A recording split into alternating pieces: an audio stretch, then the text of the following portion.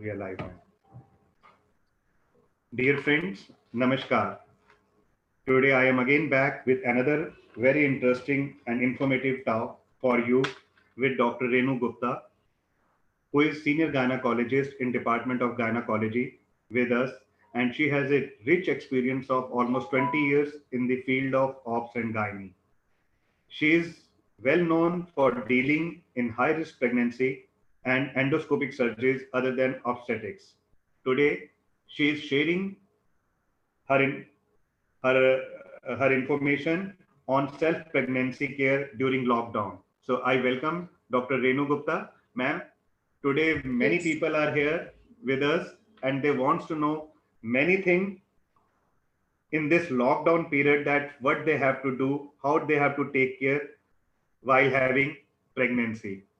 So I request you to share and enlighten us with your knowledge and enlighten the worried pregnant women. They want to ask many questions.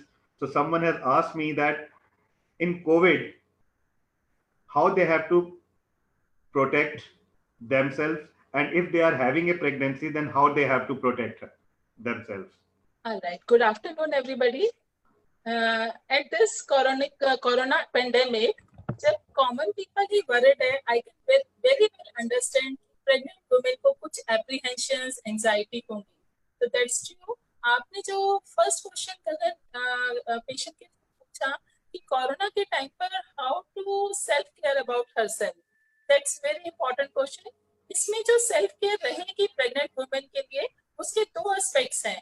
Number 1 कि उसको corona से अपने आप को कैसे बचाना है, दूसरा हेल्दी प्रेगनेंसी के लिए उसे क्या करना है.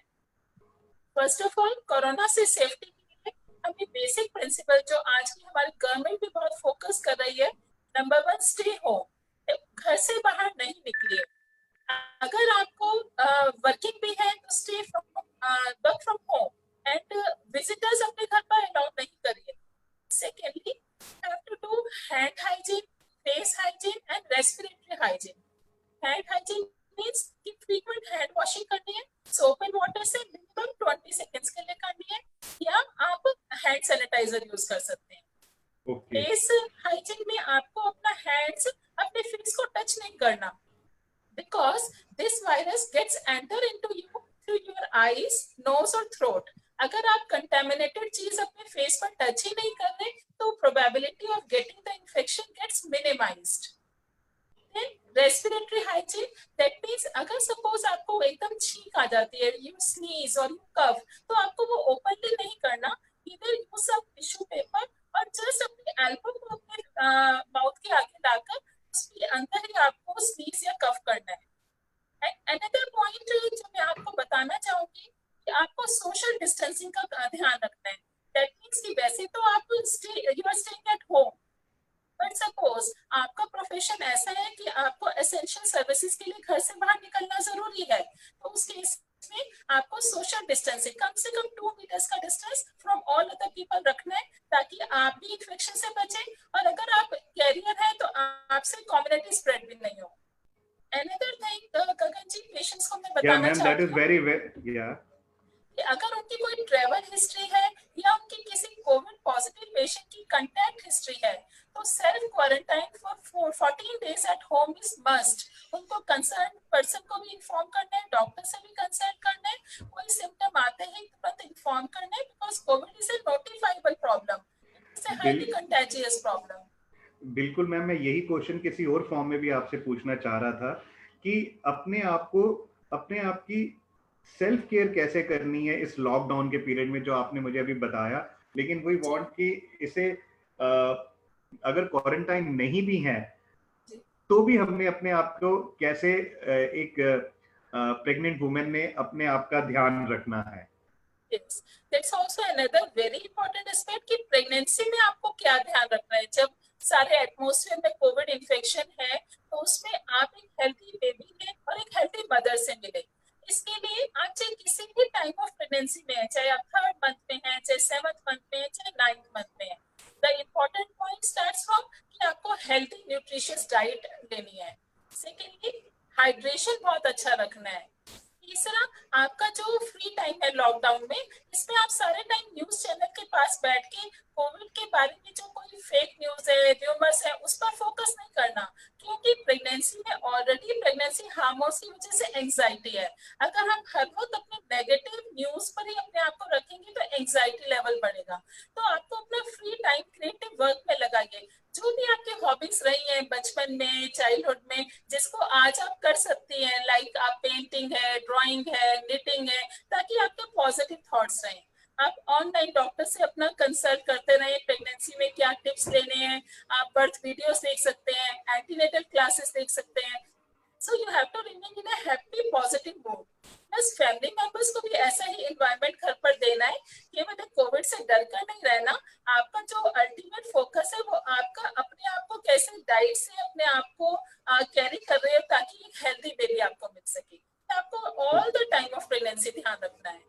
Ma'am, since I always stays with the healthcare professionals and doctors, so I heard that there is a phases in the pregnancy. So do you recommend something that the woman is having a 3 months of pregnancy and woman is having more than 3 months of pregnancy? So the caring of the pregnancy would be different or the same things will be applicable? Because all these things which are general, yes, they are applicable in all the time. But suppose patient अगर first 3 months में है, then उसको बहुत anxiety है because vomiting की feeling होती है, symptoms जो नॉर्मल प्रेगनेंसी के हैं, उनके लिए हमें एक्स्ट्रा ध्यान रखना है कि हमें फ्रीक्वेंट मील्स लेनी है, short and small meals, small and frequent meals. That is the principle in first 3 months of pregnancy. आपको अपडेट रहना है, किसी भी टाइप की आपको स्पॉटिंग, ब्लीडिंग कुछ भी मिलता है, आपको इमीडिएट डॉक्टर से फोन से कंसल्ट करना है, because that single symptom can be A signal of missed abortion. Although Covid की वजह से कोई मिसकैरेज के चांसेस नहीं है, अभी ऐसा कोई डाटा स्टडी नहीं हुई, बट इन जनरल अगर पेशेंट को प्रेगनेंसी में कुछ भी प्रॉब्लम सिम्टम आता है तो आपको कंफर्म करना है अपने डॉक्टर से कि नेक्स्ट लाइन ऑफ एक्शन क्या है, अल्ट्रासाउंड नीड है तो कराना है। अदरवाइज तो हमें क्या करना है कि डाइट का अपना स्मॉल मील्स का ध्यान रखा है, फॉलिक एसिड एक टेबलेट होती है 5 mg की, एक बार डेली खानी जरूरी होती है। हैवी वेट लिफ्टिंग आपको नहीं रखनी है। आपको एक 3rd month में अल्ट्रासाउंड होता है जिसमें बेबी के earliest body part formation, anti NBT scan हम बोलते हैं, और एक ब्लड टेस्ट होता है डुअल मार्कर, बेबी की ब्रेन डेवलपमेंट से रिलेटेड है। तो अगर आप अपने डॉक्टर के कांटेक्ट में रहेंगे तो ये इंपॉर्टेंट चीजें शेड्यूल टाइम पर ही होनी है फर्स्ट 3 months में, उनको आपको कराना है, बाकी आपको अपने घर पर केयर करनी है। और मैम यही कुछ इंस्ट्रक्शंस जो आपने इतनी अच्छी इंस्ट्रक्शंस जो अभी शेयर की, क्या यही instruction ma'am more than 5 months of delivery या women who are about to deliver, yes. उनके लिए मैम इस लॉकडाउन पीरियड में एक बहुत बड़े डाउट्स रहते हैं कि हम कैसे अप्रोच करेंगे, कैसे डॉक्टर को हम बार हम बात करें, या कोई हमें गाइडलाइंस किससे मिले, तो वो क्या रहेंगे मैम? आई विश कि आप वो चीजें भी हमारे साथ शेयर करें। देखिए 5th मंथ के बाद सबसे इम्पोर्टेंट क्राइटेरिया जो रहेगा बेबी की मूवमेंट्स। अगर एक मदर को बेबी की मूवमेंट्स अच्छे से फील हो रही है तो she should be satisfied that baby is healthy. अब मूवमेंट्स का बहुत डिफरेंट कंसेप्ट होता है। हमें एक सिंपल मेथड लेना है। जब भी आप ब्रेकफास्ट, लंच और डिनर तीनों मेजर मील्स लेती हैं, उसके नेक्स्ट 1 hour में अगर आपको 2 to 3 मूवमेंट्स हो जाती हैं, 2 to 3 movements after breakfast, after lunch and after dinner, then that means the baby is healthy enough। क्योंकि बेबी का स्लीप पीरियड होता है, 5-6 घंटे मूवमेंट नहीं लिया तो उसमें आपको कोई टेंशन की बात नहीं है। अगर आपकी इस तरह से नींद से एसोसिएटेड मूवमेंट्स हो रही हैं तो कुछ मिनिमम मूवमेंट्स, हम कार्डिफ 10 फॉर्मूला होता है कि आपने ब्रेकफास्ट किया मॉर्निंग में, उसके बाद आप नंबर ऑफ मूवमेंट्स काउंट करनी स्टार्ट करो। If you are able to count 10 movements in 12 hours, सुबह से शाम में 10 मूवमेंट हो गई, your baby is perfectly fine. So the first important thing is कि आपको मूवमेंट्स कितनी होनी चाहिए इसकी नॉलेज होनी चाहिए, और उसके अकॉर्डिंगली आपको अपना ध्यान रखना है। देन आपने पूछा गगन जी कि 9th मंथ का पेशेंट है और डिलीवरी के बहुत पास आ रहा है, तो उसमें वार्निंग सिग्नल्स की कब आपको हॉस्पिटल पहुंचना है, what are the science of labour. अगर आपको लेबर पेन स्टार्ट हो जाते हैं, या आपको लीकिंग हो जाती है, एकदम एक्सेसिव वेजाइनल डिस्चार्ज हो जाता है, या आपको ब्लीडिंग का कोई एलिमेंट आ रहा है, या जो आपने मूवमेंट्स देखी उसमें कुछ डाउट है, तो ऑल दीज 4 फीचर्स सजेस्ट कि कुछ ना कुछ अभी ऐसा है कि प्रेगनेंसी टर्मिनेशन का टाइम, डिलीवरी का टाइम पास में है, तो पहले डॉक्टर से कंसल्ट करके फिर हॉस्पिटल में एनएसटी सीटीजी है, वहां पर आप कंफर्मेशन लेके अकॉर्डिंगली लेबर के लिए आ सकते हैं। That's really, ma'am, very, very important information which you have shared. Just now, ma'am, I received one question कि मैम प्रेगनेंसी के टाइम पर मैम फ्रूट्स जो हैं वो हमें कौन से खाने चाहिए मैम? ये एक women is asking A question that fruits का मैम क्या हम कोई भी फ्रूट खा सकते हैं या कोई उसमें भी कुछ ऐसे देखिए, फ्रूट्स हैं जो कि ओके, इन जनरल अगर आपको कोई मेडिकल इलनेस नहीं है, जैसे आप डायबिटिक नहीं है, तो आप सब तरह के फ्रूट्स ले सकते हैं। ऑल्दो अगर आपका फर्स्ट 3 मंथ्स ऑफ प्रेगनेंसी है, उसमें थोड़ा सा हम पपाया, पाइनएप्पल, ये 2-3 फ्रूट्स अवॉइड करते हैं जो एबॉर्टिव पेशेंट्स हैं। बाकी अगर आपकी कंडीशन इस टाइप से ओके है जिसमें आपको कोई सिस्टमिक इलनेस नहीं है, तो जो भी सीजनल फ्रूट्स हैं, बट हमारा क्राइटेरिया होना चाहिए कम से कम 3 फ्रूट्स एवरी डे, ताकि विटामिन एंड मिनरल्स बेबी को कंप्लीट क्वांटिटी में मिल सके। Okay ma'am, that is a very important thing कि हमें फ्रूट्स कौन से अवॉइड करने चाहिए। शायद ये कईयों को अभी भी नहीं पता है, तो that is a very important information which you have shared. Ma'am वही वांट कि मैम कि इस क्वारंटाइन पीरियड में ma'am there are how many minimum visits should be required by pregnant women? देखिए, एक्चुअली ये चीज पेशेंट टू पेशेंट डिसाइड होगी। आप अपने डॉक्टर के कांटेक्ट में आएंगे। अगर तो आपकी नॉर्मल प्रेगनेंसी चल रही है, तो कम से कम 4 विजिट्स चाहिए। एक 3rd मंथ में जो हमने अभी डिस्कस किया कि एक अल्ट्रासाउंड होना है, anti NPT. Then second visit रहेगा 5th मंथ में, जब टेटनस का आपको फर्स्ट इंजेक्शन लगेगा, और level 2 ultrasound which is a complete declaration, yes your baby is fine, baby में कोई ट्राइसोमी डिफेक्ट नहीं है।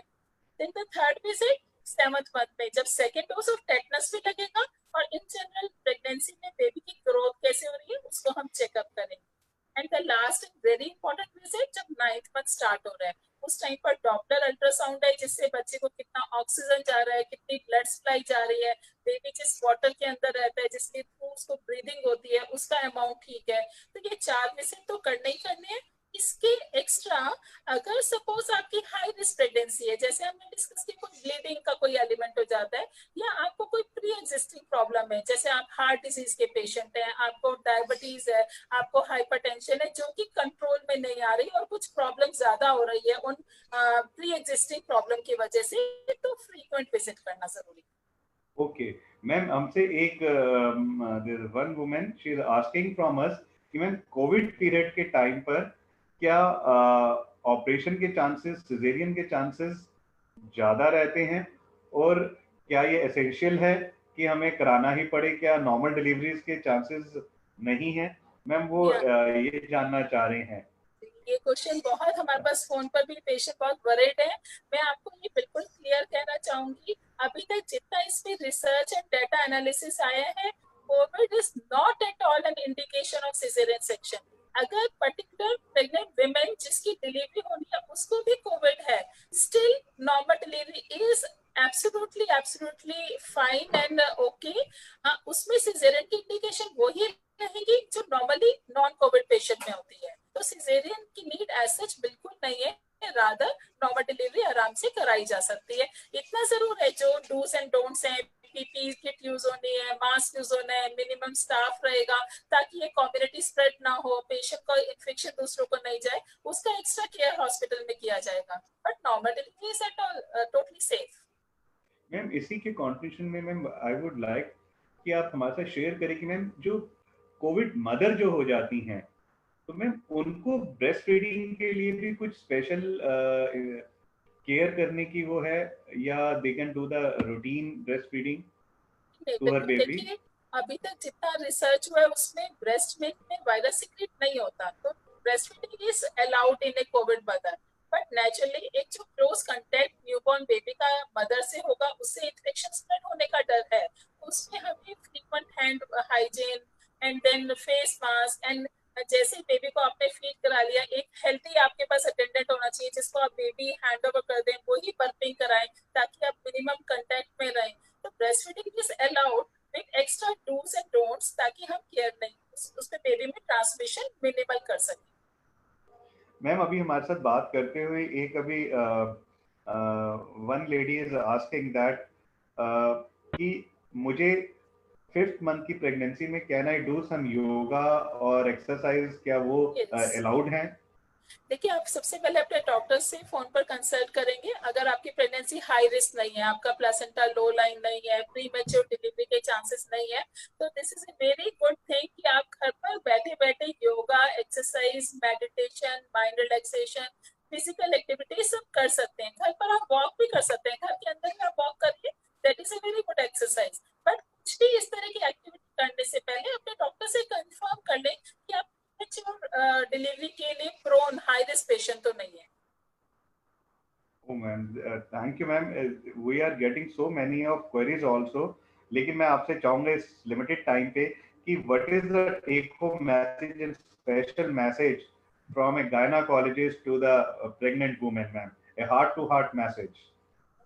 मैं इतना ही अपने सब प्रेग्नेंट फ्रेंड से कहना चाहूंगी, चाहे ये कोविड सब जगह स्प्रेड हो रहा है, एक तो सबसे पहले कि ऐसा नहीं है कि नॉन प्रेग्नेंट पेशेंट से प्रेग्नेंट पेशेंट को सिवियर इन्फेक्शन होने का रिस्क ज्यादा है, तो don't get worried.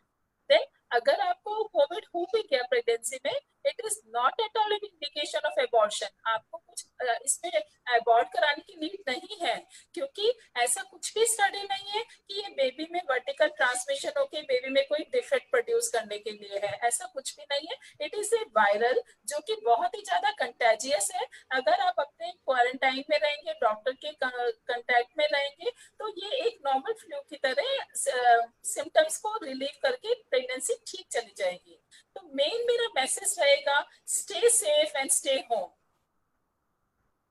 Thank you, ma'am. I think this is a golden message, and which everybody has to follow it.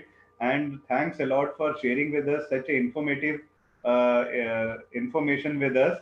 And thank you, viewers, to join us. And I ensure you that I will keep on taking our fleet of doctors who will share with you many informative tips in this lockdown period.